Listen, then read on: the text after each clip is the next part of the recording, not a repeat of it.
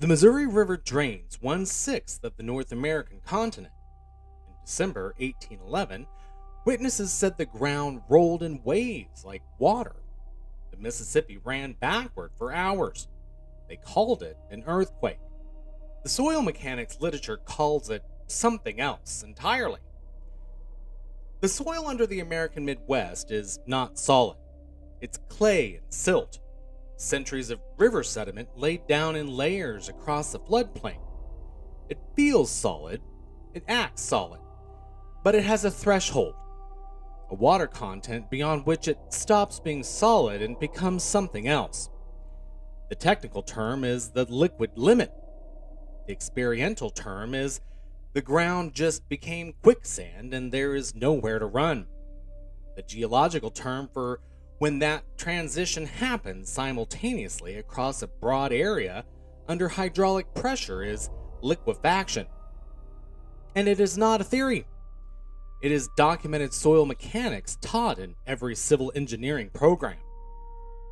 Lewis and Clark returned from mapping the Missouri River corridor in September 1806, with comprehensive documentation of every hydraulic vulnerability in the system, every place where the river is most susceptible to pressure.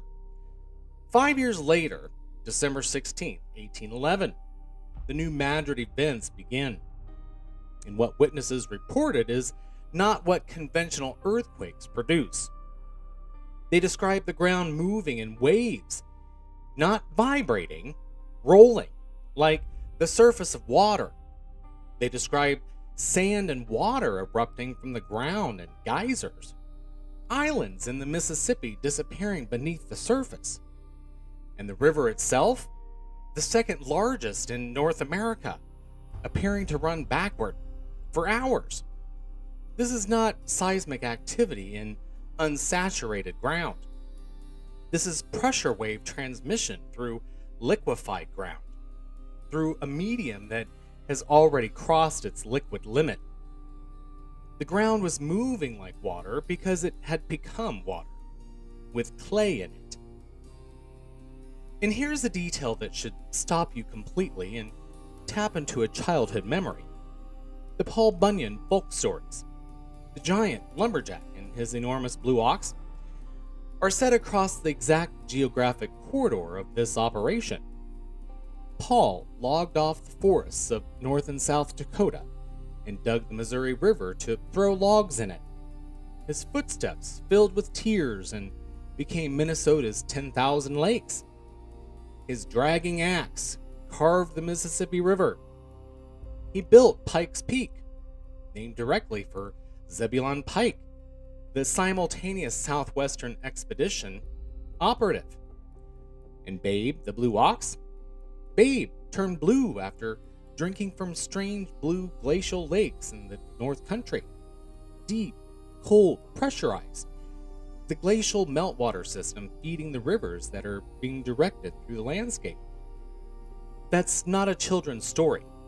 That's a folk memory of landscape transformation by human expedition encoded in mythology. Because the people who knew what happened couldn't say it plainly. We read it to children for 150 years, without once asking what the giant was actually clearing, or who was living there before he arrived. A century and a half later, we're still misinterpreting the story as the great and proud American worker waking up early, going to work, and working hard for his pay, and doing the same every day without complaints. They call the mud flood evidence pseudoscience because it points at a crime scene, and crime scenes need tape around them. The New Madrid fault line is real. The geologic structure that could produce seismic events in that region is genuinely present. It's the perfect alibi. You don't need to invent a fault line when one already exists. You just need the events to occur close enough to it that it will be easy to link the cause to it. And then 6 months later, the War of 1812 begins, and nobody is asking forensic questions about what just happened to the American interior. Because there's a war on. Because there's a British fleet in the Chesapeake. because Washington is about to burn.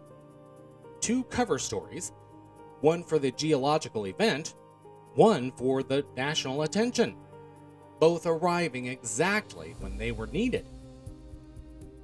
Full episode 4, the soil mechanics, the 5-year hydraulic timeline, the witness accounts, Paul Bunyan and Decoded, and the new Madrid Alibi. It's on Substack. Episode 5 is next. The Eastern Seaboard, the Finger Lakes feeding the Susquehanna, the buildings that confess in their foundations, and the Smithsonian Castle sinking into the archive it was built to protect. I'm Brian. This is First Light Archive, the hidden timeline, the buried continent. I'll see you there.